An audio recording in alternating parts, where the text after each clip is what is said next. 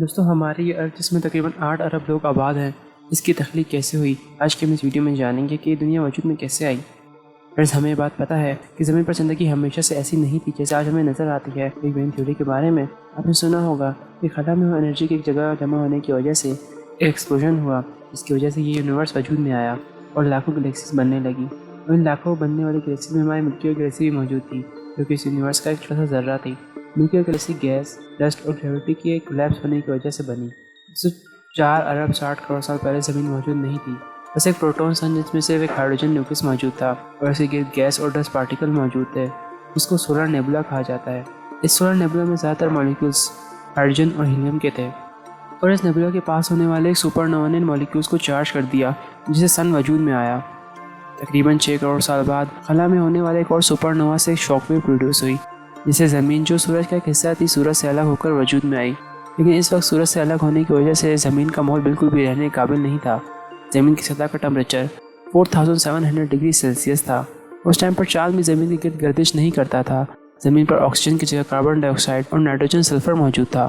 کچھ لاکھ سال گزر جانے کے بعد ایک ایسٹرائیڈ کیا کہ زمین سے ٹکرانے کی وجہ سے چاند وجود میں آیا، اور اس وقت زمین پر ایک دن 6 گھنٹے کا ہوتا تھا۔ کچھ مزید سال گزر جانے کے بعد زمین سے ایسٹرائیڈ ٹکرانے لگے، اور کچھ سائنسدانوں کا کہنا تھا کہ زمین پہ اس وقت تک اوشن بن چکے تھے، لیکن ان کا ٹمپریچر بہت زیادہ گرم تھا۔ ایک تھیوری کے مطابق زمین سے ٹکرانے والے ایسٹرائیڈ ایسے تھے جن میں موئسچر تھا، یعنی ان میں کسی حد تک پانی موجود تھا، اور اس طرح ان ایسٹرائیڈ میں موجود پانی زمین میں جمع ہونا شروع ہو گیا، اور اس وقت زمین پر تقریباً 43% پانی موجود تھا۔ ایک اور تھیوری کے مطابق زمین کے اتنے زیادہ گرم ہونے کی وجہ سے زمین پر موجود پانی سے واٹر ویپر بادلوں میں تبدیل ہونے لگے، اور اس کے سبب بارشیں ہونے لگیں جو ملینز آف ایئر تک جاری رہیں۔ ان کئی لاکھ سالوں تک ہونے والی بارشوں کے سبب اوشن وجود میں آئے۔ کئی صدیاں گزر جانے کے بعد زمین کے ٹمپریچر میں کمی آنا شروع ہو گئی، لیکن اس وقت بھی زمین پر کوئی زندگی موجود نہیں تھی، جبکہ آج کے دور میں ایسے فوسل بھی موجود ہیں جو 3 ارب سال پرانے ہیں۔ اس کا مطلب زمین پر زندگی کی شروعات ہو چکی تھی۔ اس وقت تک زمین پر آکسیجن اور اوزون لیئر موجود نہیں تھی، جو سورج سے آنے والی ہارمفل الٹرا وائلٹ ریز کو روکنے میں مدد کرتی ہیں۔ سورج سے آنے والی الٹرا وائلٹ ریز جب زمین پر موجود پانی سے ٹکرائیں تو سورج کی تپش سے واٹر ویپر بننے لگے اور اوزون لیئر بننے لگی۔ 3 ارب سال سے 2 ارب سال کے درمیان اس وقت زمین تقریباً پانی سے کور تھی، اور اس پانی کا ٹمپریچر 55 ڈگری سیلسیس سے 88 ڈگری سیلسیس تھا، جبکہ مائکرو آرگینزم اس پانی میں موجود تھے۔ زمین پر موجود سولر سرفیس زیادہ تر آتش فشاں پہاڑوں اور لاوا سے گھرا ہوا تھا۔ ان کی تعداد میں وقت کے ساتھ اضافہ ہو رہا تھا، اور ان میں ہر وقت وولکینک ایرپشن ہوتے رہتے تھے۔ تقریباً 1.5 ارب سال پہلے زمین کو وجود میں آئے ہوئے تقریباً 3 ارب سال ہو چکے ہیں۔ زمین پر اب دن لمبے ہونا شروع ہو گئے تھے، اور اب زمین پر ایک دن 16 گھنٹے کا ہوتا تھا۔ زمین پر موجود ٹیکٹونک پلیٹ کی حرکت کی وجہ سے 40 کروڑ سال بعد ایک براعظم وجود میں آیا، جس کو سائنسی زبان میں روڈینیا کہا جاتا ہے، اور کچھ عرصے بعد ٹیکٹونک پلیٹ کی مزید حرکت کے باعث نیا براعظم وجود میں آیا، جس کو سائنسی زبان میں پینجیا کہا جاتا ہے۔ اس وقت کانٹیننٹ ایک دوسرے سے جڑے ہوئے تھے، اور ارتھ پر موجود سرفیس ایک آئلینڈ کی طرح تھا، اور سائنٹسٹ اس آئلینڈ کے ارد گرد موجود پانی کو پینتھیلیسا کا نام دیتے ہیں۔ ایک American geobiologist G L کینسٹرنگ نے 1982 میں ایک تھیوری پیش کی۔ اس تھیوری کے مطابق تقریباً 65 کروڑ سال پہلے زمین ایک سنو بال کی طرح تھی، اور پوری زمین برف سے ڈھکی ہوئی تھی۔ اس تھیوری کو سنو بال تھیوری کہا جاتا ہے، لیکن زمین کی سطح پر برف ہونے کے باوجود زمین کا کور انتہائی گرم تھا، اور اس گرم کور کی وجہ سے جگہ جگہ وولکینک ایرپشن ہوتے رہتے تھے، جس کے سبب زمین پر موجود برف پگھلنے لگی، اور اس برف کے پگھلنے کی وجہ سے واٹر ویپرز بننے لگے، جس کی وجہ سے بہت بھاری مقدار میں آکسیجن بننے لگا۔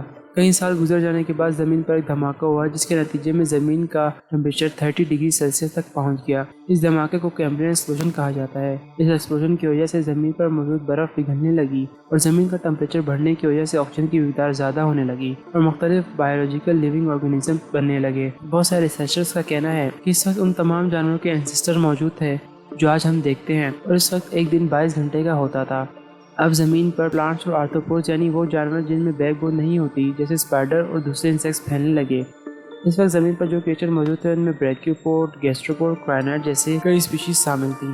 اس وقت زمین کا ٹمپریچر 74 ڈگری سیلسیس تھا۔ یاد رہے کہ 100 ڈگری سیلسیس پر پانی بوائل ہو جاتا ہے۔ اس سے آپ اندازہ لگا سکتے ہیں کہ پرمین پلیٹ کتنا گرم تھا، اور اس گرم ایٹماسفیئر کی وجہ یہ بتائی جاتی ہے کہ یہ کاربن ڈائی آکسائڈ کی وجہ سے تھا، جو وولکینک ایرپشن کے نتیجے میں پھیل رہا تھا۔ وقت گزرنے کے ساتھ ساتھ ان وولکینکس کی ایرپشن بڑھتی جا رہی تھی، جس کی وجہ سے زمین کا ٹمپریچر بھی بڑی تیزی سے بڑھ رہا تھا، جس کی وجہ سے زمین پر 96% اوشینک اسپیشیز اور 73% آف ٹریسٹریل اسپیشیز ایکسٹنٹ ہو گئی یعنی ختم ہو گئی۔ اس ایکسٹنشن ایونٹ کو پرمین ٹرائسک پیریڈ کہا جاتا ہے۔ اس وقت آتش فشاں پہاڑ پھٹنے لگے اور زمین کی ہوا راک اور کاربن ڈائی آکسائڈ میں بدلنے لگی۔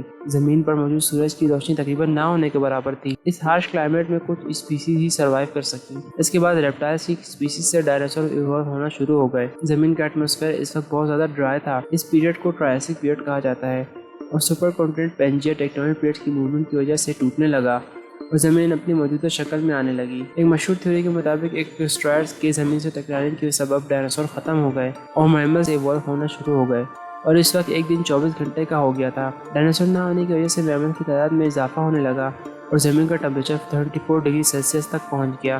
تقریباً 80 سے 40 لاکھ سال پہلے بندروں کی اسپیشیز وجود میں آئی اور ایوولوشن کا عمل شروع ہوا اور پھر زمین کے موسم میں تبدیلی آنا شروع ہو گئی اور اس تبدیلی کی وجہ سے گھنے جنگلات وجود میں آئے اور پھر اسی طرح تھیوری آف ایوولوشن کے مطابق بندر انسانوں میں ایوالو ہونے لگے اور آج کا انسان وجود میں آیا 4 لاکھ سال پہلے۔